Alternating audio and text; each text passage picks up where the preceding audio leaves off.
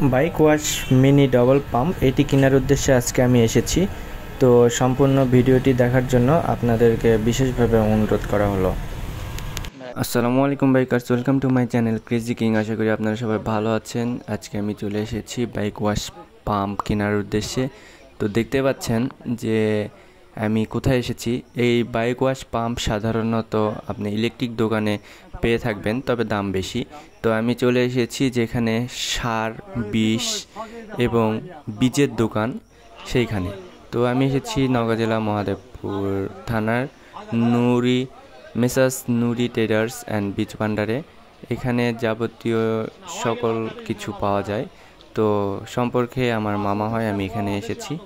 তো দেখতে পাচ্ছেন বাইক ওয়াশ ডবল পাম্প এটি এখন সেট করা হচ্ছে। তবে এটি নেওয়ার পূর্বে আমি টেস্ট করে নিয়েছি যে আমি যে বাইক ওয়াশ করব, যদি আমার সম্পূর্ণ ভালো প্রেশার না হয় তাহলে আমি এটি নেব না। তো সেই ক্ষেত্রে প্রথমত আমাকে টেস্ট করিয়ে দেখানোর জন্য পাইপগুলো লাগানো হচ্ছে। এটি এক্সপ্রে এবং এটার সাথে একটি পিতলের নজেল রয়েছে এবং পানিও নিয়ে আসা হয়েছে যে এটার স্পিড কীরকম তা টেস্ট করার জন্য। যদি আমার মনপ্রত হয় যে হ্যাঁ বাইকটি ওয়াশ করা যাবে তবে আমি নিব, অন্যথায় নেওয়া বৃথা হয়ে যাবে।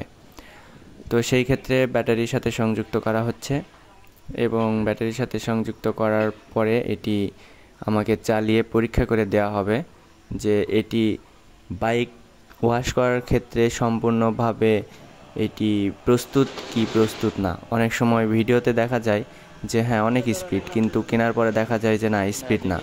তো এই জন্য এখন আমি পরীক্ষা করব। অবশেষে দেখলাম যে হ্যাঁ বাইকটি পরিষ্কার করার জন্য মোটামুটিভাবে, কারণ বাজারে যেসব আমরা হাই স্পিড দিয়ে বাইক ওয়াশ করে থাকি বা গ্যারেজে সেই রকম না। তবে বাইক ওয়াশ করতে আপনি পারবেন বাড়িতে। তবে এই ক্ষেত্রে আপনার অনেকটা ধৈর্যের প্রয়োজন, কারণ পিতলের যে নজেনটি এটির ছিদ্র খুবই ছোট হওয়ার কারণে আপনার এটি দিয়ে কিন্তু খুব আস্তে পানি বের হবে। তবে পানিটি খুব স্পিডে গতিসম্পন্নভাবে বেরোচ্ছে। এবং এটির আরেকটি ভালো বিষয় হচ্ছে যে দুইটি মোটরের মধ্যে আপনি চাইলে একটিও মোটর চালাতে পারবেন এবং চাইলে একসাথে দুইটিও চালাতে পারবেন। এখানে যেটি দেখতে পাচ্ছেন পাইপটি এখানে ভিতরে খুব চাপিয়ে লাগিয়ে দেওয়া হচ্ছে এবং আমি এটি ইচ্ছে মতো পাইপটি যতটুকু প্রয়োজন ইচ্ছে মতন আমি নিয়েছি, কারণ আমার মোটরটি আমি ভিতরে রাখবো এবং পাইপটি শুধু বাইরে রাখবো। এই জন্য 30 ফিট আউটপুট এবং ইনপুট পাইপটি নিয়েছি আমি 3 ফুট। অবশেষে মোটরটি সম্পূর্ণ হয়েছে, এখন দেখতে পাচ্ছেন।